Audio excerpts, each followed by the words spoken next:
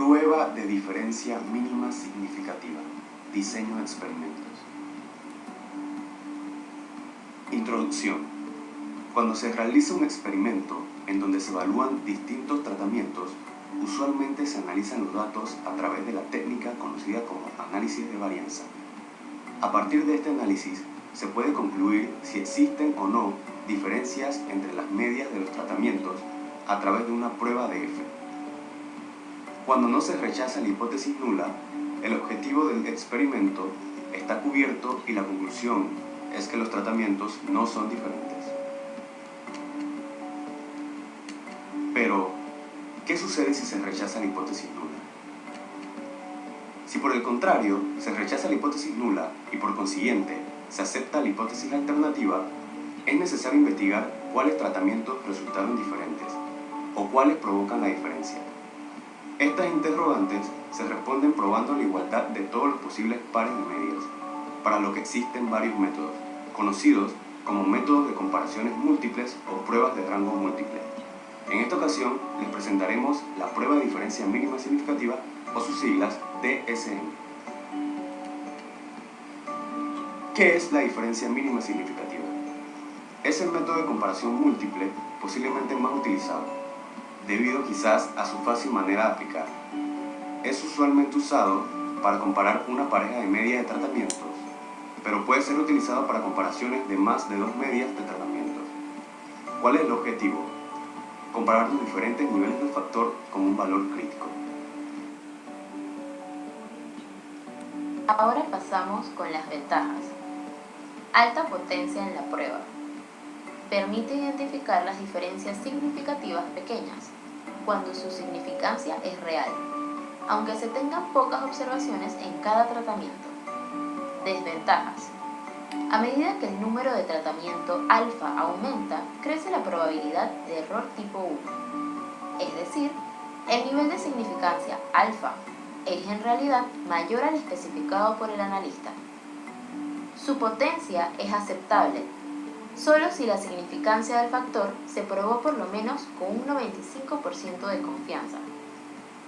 No tiene control sobre el error en el modo de experimentación. ¿Cuándo utilizar la diferencia significativa mínima?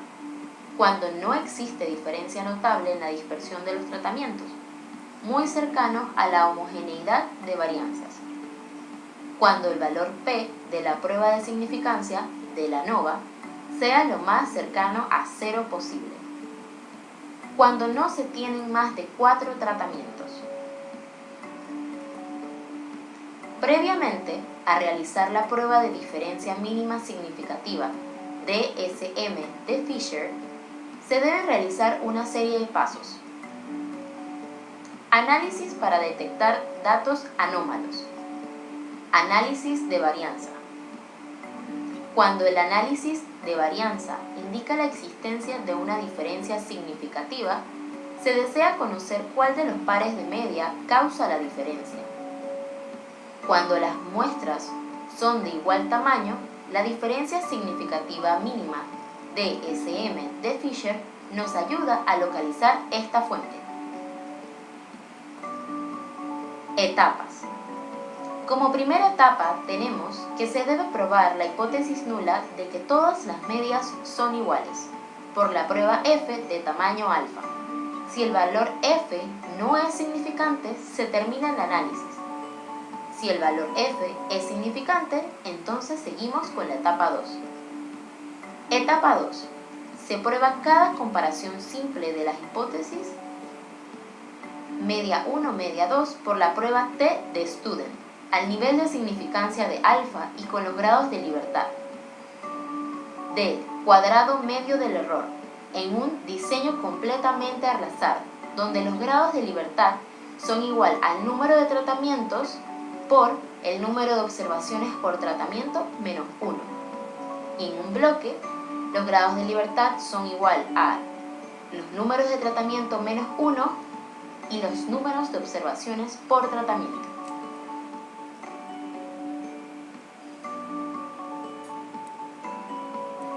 Ahora procedemos a calcular el valor de DMS con la fórmula mostrada en pantalla. DMS es la diferencia mínima significativa a un nivel alfa. La T es el valor de distribución T de student para un nivel de significancia alfa, con el grado de libertad del error. La CME es el cuadrado medio del error y R es el número de repeticiones. Ahora pasamos con el procedimiento. Como primer punto tenemos que se deben obtener los valores absolutos de las diferencias entre los pares de tratamientos, de las diferencias de las medias de los tratamientos.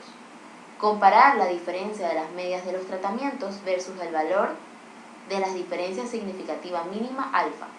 Si el valor de las diferencias de las medias de los tratamientos es mayor a la DMS de alfa, se declara significativa la diferencia observada entre las medias de los tratamientos de la diferencia de medias.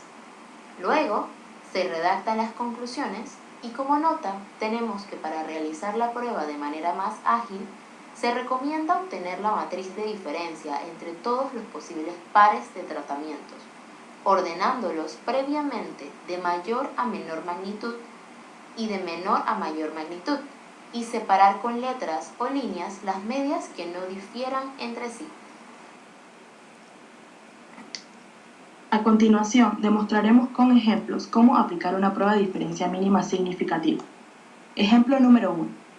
Un equipo de mejora investiga el efecto de 4 métodos de ensamble sobre el tiempo de ensamble en minutos.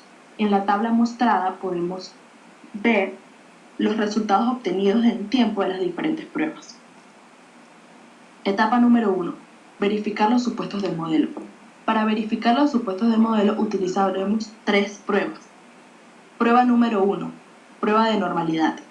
Esta prueba nos arroja un valor P, que es utilizado para compararlo con nuestro valor de alfa, en este caso 0.025. Si este valor P es mayor que nuestro valor de alfa, esto quiere decir que nuestros datos presentan una distribución normal. Prueba de homocedasticidad. Al igual que la prueba de normalidad, esta prueba nos arroja un valor P que también es igual comparado con nuestro valor de alfa. Si este es mayor, esto nos indica que nuestras medias presentan varianzas aproximadamente igual. Prueba de independencia. En nuestra prueba de independencia utilizamos los residuos para verificar que estos sean dependientes o independientes entre sí. Los residuos independientes no muestran tendencias ni patrones cuando se muestran en orden cronológico. Una vez verificados los supuestos del modelo, procedemos a hacer nuestro análisis de varianza, en la cual utilizaremos los grados de libertad tanto del factor como del error, el mínimo cuadrado ajustado del error y el valor de f. Como conclusión, obteniendo el valor de f, podemos compararlo con nuestra f de alfa. La f de alfa se puede obtener tanto de una tabla o como de la función Excel mostrada de esta siguiente manera, el cual nos muestra nuestro valor de alfa, los grados de libertad del factor y los grados de libertad del error, el cual toma un valor de 4.472. Como nuestra f calculada es mayor a nuestra f alfa, se rechaza la hipótesis nula. Al rechazarse la hipótesis nula, podemos proceder a hacer la prueba de diferencia mínima significativa. Etapa número 2. El planteamiento de las hipótesis. H sub 0, conocida como hipótesis nula, nos establece la diferencia de las medias. H sub 1, hipótesis alterna, nos muestra que las medias son diferentes. Para el cálculo de los parámetros. Para calcular la diferencia mínima significativa en base al valor alfa 0.025, utilizaremos la distribución de t-student, la cantidad de pruebas y el cuadrado mínimo del error. Para obtener la distribución de t-student utilizaremos la tabla de t-student, la cual utilizaremos los grados del error y nuestro alfa.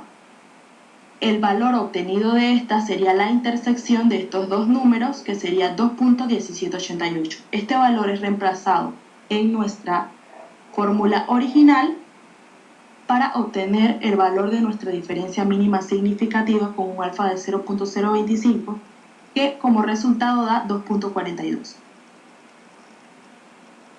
Criterio de rechazo. Establecer los criterios de rechazo si se acepta o se descarta la hipótesis nula. Se acepta cuando la diferencia de medias es menor o igual a la diferencia mínima significativa y se descarta si la diferencia de las medias es mayor que la diferencia mínima significativa. En la siguiente tabla podemos observar la diferencia de las medias de las diferentes pruebas de nuestro análisis. Con los resultados obtenidos, comparando la diferencia mínima significativa calculada, podemos concluir si se rechaza o no se rechaza la hipótesis nula. Como conclusión a este ejemplo, obtendremos que la prueba D produce un tiempo de ensamble significativamente mayor que las otras pruebas. A continuación, les mostraremos cómo analizar un problema por medio de la prueba de diferencia mínima significativa. Para esto, introduciremos los datos separando las pruebas o tratamientos por columna. Luego nos dirigiremos a la pestaña Estadísticas en la sección ANOVA para un solo. Como anteriormente los datos fueron introducidos y separados por columna, escogeremos la que nos dice columna separada para cada nivel del factor. Nos aparecerá un recuadro que dice respuesta. Entonces, daremos doble clic a cada prueba hasta que las 4 pruebas nos queden en el recuadro. Luego iremos a la pestaña Opciones y vemos que el nivel de confianza actual es del 95%. Para esta prueba en específico, el alfa que está siendo utilizado es de 0.025, por lo cual nuestro nivel de confianza va a cambiar a 97.5. Le damos a aceptar. Luego vamos a la pestaña Comparaciones, seleccionamos la casilla que dice prueba de Fisher y en la de resultados la que dice prueba. Le damos a aceptar y ahora ya podemos realizar el análisis. Minimizamos las gráficas y buscamos directamente la tabla de análisis de varianza. En la tabla de análisis de varianza, para esta prueba vamos a necesitar los grados de libertad, el mínimo cuadrado ajustado del error y el valor F para realizar los cálculos teóricos. Luego entonces vamos a buscar lo que es la tabla que nos dice pruebas individuales de Fisher para la diferencia de las medias. En esta tabla podemos observar que está la diferencia de medias para cada pareja de pruebas. Esta diferencia de medias vamos a necesitarla para realizar la prueba. Y de esta forma analizamos en Minitab por medio de la diferencia mínima significativa.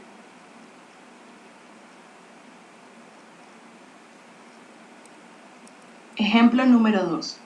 Un ingeniero de desarrollo de productos está interesado en maximizar la resistencia a la tensión de una nueva fibra sintética que se empleará en la manufactura de tela para camisas de hombre. En este ejemplo se realizaron 5 pruebas con diferentes porcentajes de algodón, 15, 20, 25, 30 y 35. Los datos aparecen en la siguiente tabla. La tabla nos muestra los resultados obtenidos a la resistencia con los diferentes tipos de porcentaje de algodón. Al igual que el ejemplo anterior, se proceden a realizar las mismas pruebas, verificar los supuestos de normalidad con el valor de P obtenido, si es mayor o menor. Como este es mayor, se puede decir que nuestros datos presentan una distribución normal. Con la prueba de homoelasticidad, vemos el valor de P, que es de 0.920, y este valor es significativamente mayor a nuestro valor de alfa, lo cual nos indica que nuestras medias presentan varianzas aproximadamente igual. Nuestra prueba de independencia, podemos concluir que los residuos independientes no muestran tendencia ni patrones cuando se muestran en orden cronológico. Una vez más verificados los supuestos del modelo, podemos proseguir a hacer nuestro análisis de varianza, al igual que el ejemplo anterior. utilizando los grados de libertad del error y de los factores, y el valor de alfa.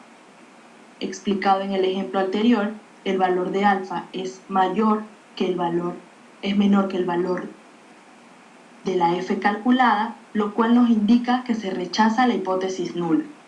Una vez rechazada esta hipótesis, podemos volver a realizar nuestro análisis o nuestra prueba de diferencia mínima significativa. El planteamiento de las hipótesis, el cálculo de los parámetros explicados anteriormente. Buscamos nuestro valor en la distribución de t-student, que en este caso la intersección de los grados de libertad del error, que son 20, y nuestro valor de alfa, nos da un valor de C 2.0860, lo cual nos da una diferencia mínima significativa de 3.75. Volvemos a realizar nuestro criterio de rechazo, se acepta o se descarta si este valor es mayor o menor que nuestra diferencia mínima significativa.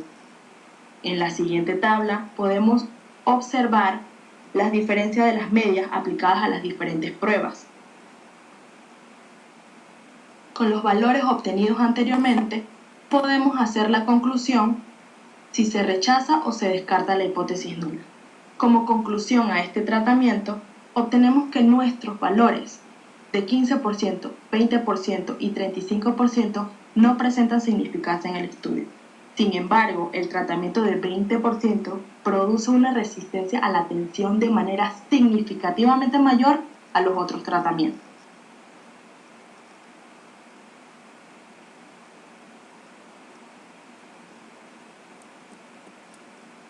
Resolveremos este problema, igual que en el ejemplo anterior, utilizando la prueba de diferencia mínima significativa. Para esto, introduciremos los datos separando las pruebas por columnas. Luego, vamos a la pestaña estadística en la sección ANOVA para un solo factor. Debido a que los datos fueron introducidos y separados por columnas, escogeremos la opción que nos dice columna separada para cada nivel del factor.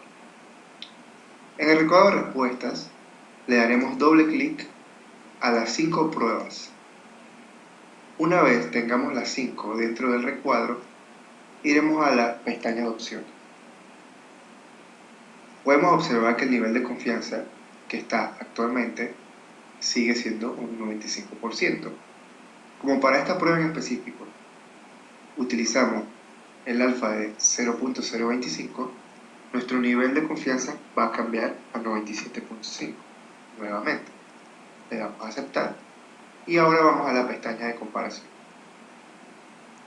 En la pestaña de comparaciones le daremos clic a la casilla que dice prueba de Fisher y en la de resultados a la que dice prueba.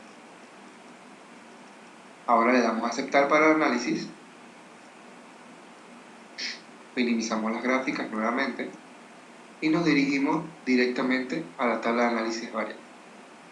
En la tabla de análisis de varianza podremos observar los grados de libertad, el mínimo cuadrado ajustado del error y el valor F que son necesarios para la prueba de forma teórica. Ahora nos dirigimos a la tabla que nos dice pruebas individuales de Fisher para la diferencia de las medias.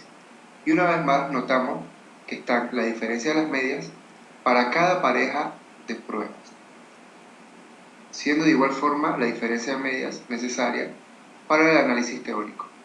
Y de esta forma podemos resolver por la prueba de diferencia mínima significativa en Minitab.